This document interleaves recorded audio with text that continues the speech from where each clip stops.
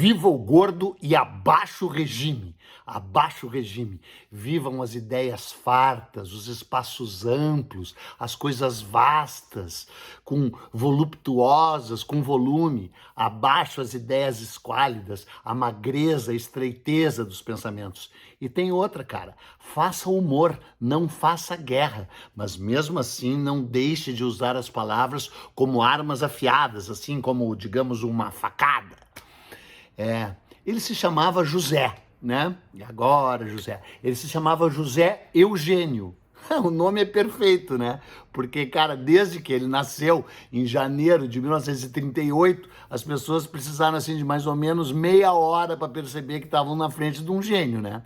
Bom, não, meia hora, talvez um pouquinho mais, né? Mas com 5 anos de idade, tipo Orson Welles, né? As pessoas já olhavam e diziam, esse cara é diferente.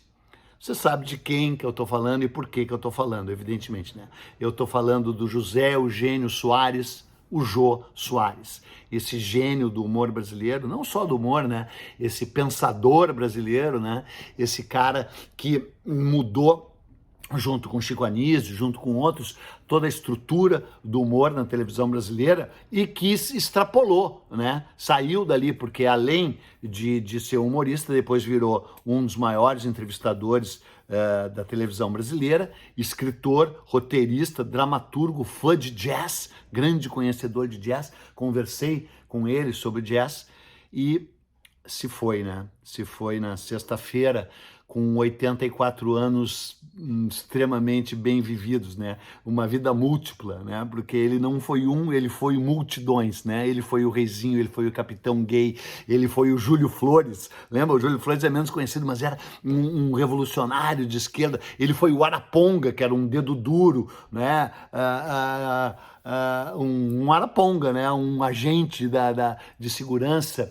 Ele foi um coroné, junto lá com o Chico Anísio.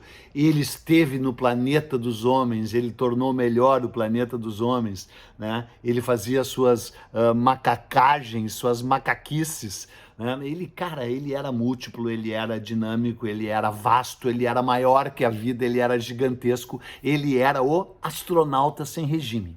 Astronauta Sem Regime, inclusive, é o primeiro livro dele, o livro que pouca gente conhece, mas que a LPM de Porto Alegre aqui editou. Um belo exemplo de humor, seguindo mais ou menos a linha do Woody Allen, né? Um humor ferino, um humor literário, um humor com trocadalhos e trocadilhos, né? Um humor instigante. E depois você sabe, né, os outros livros dele, ele trouxe o Sherlock Holmes para o Brasil, inclusive a gente conversou bastante sobre esse livro antes dele sair.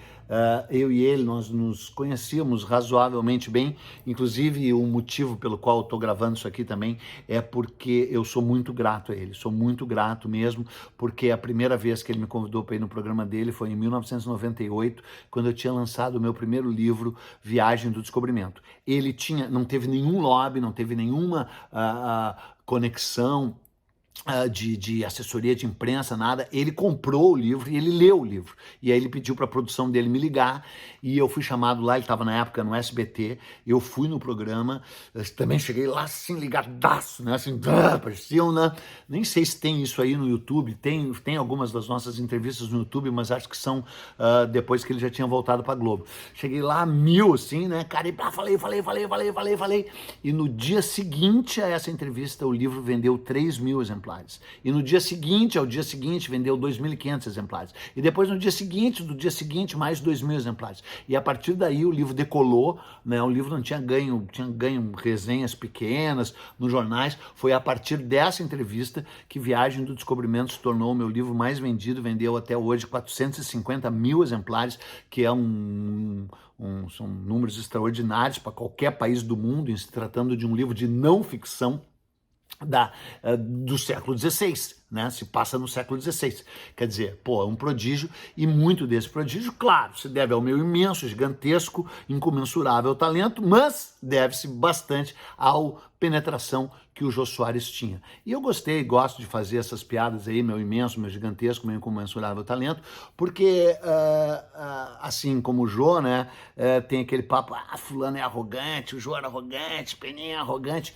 Cara, tudo bem, tá certo assim que a modéstia, né, não é exatamente a nossa principal característica, mas cara, assim, ó, eu convivi com o cara, eu conheci ele, eu fui várias vezes no camarim, infelizmente nunca fui na casa dele, dizem que era uma casa fabulosa, repleta de livros, repleta de obras de arte, ele pintava também, né, e cheia de discos de jazz, adoraria ter ido, nunca me convidou.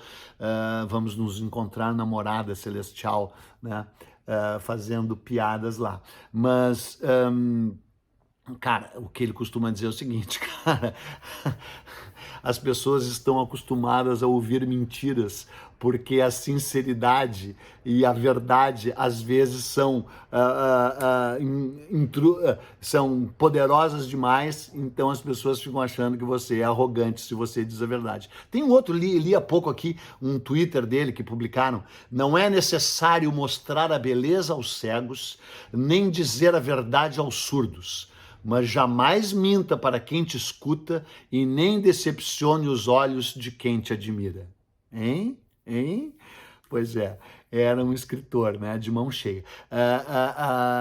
Não são livros inacreditáveis, os livros dele, mas são bem divertidos. Xangô de Baker Street, você sabe, é o livro em que o Sherlock Holmes vem ao Brasil, foi o livro sobre o qual a gente conversou, porque eu estudo ali um pouco da história do Rio de Janeiro, daquela época, né? A Sarah Bernard veio, de fato, ao Rio de Janeiro, e aí as joias dela são roubadas, o Sherlock Holmes vem ao Rio de Janeiro e acaba indo num terreno de candomblé, né? Assassinatos na Academia Brasileira de Letras também é legal. O Homem que Matou Getúlio Vargas. São livros bem construídos, envolventes e divertidos, né? Evidentemente tem sempre todos eles uma pitada de humor.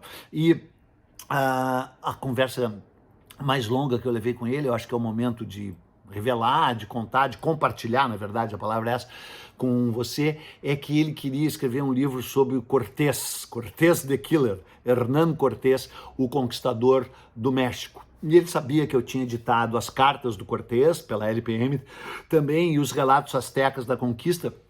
Então, depois de uma das nossas entrevistas, ele me chamou lá naquele enorme camarim, aquele fantástico camarim que ele tinha na TV Globo em São Paulo, né? E aí a gente ficou, cara, tipo assim, mais de uma hora falando sobre a conquista do México, sobre coisas. A outra coisa legal que me lembra é que é o seguinte: eu cheguei nessa entrevista assim, cara, eu tava falido.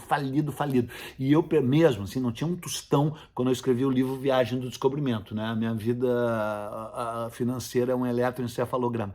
Então eu cheguei lá assim, mordendo, né? E aí foi engraçado, porque todo mundo dizia que um dos defeitos do Jô é que ele falava mais que o entrevistado. Eu também já fui entrevistador, também já tive um programa de TV, as pessoas diziam a mesma coisa de mim. Mas que culpa nós temos se a gente pode perguntar e responder ao mesmo tempo? Se a gente tem ideias melhores que os entrevistados.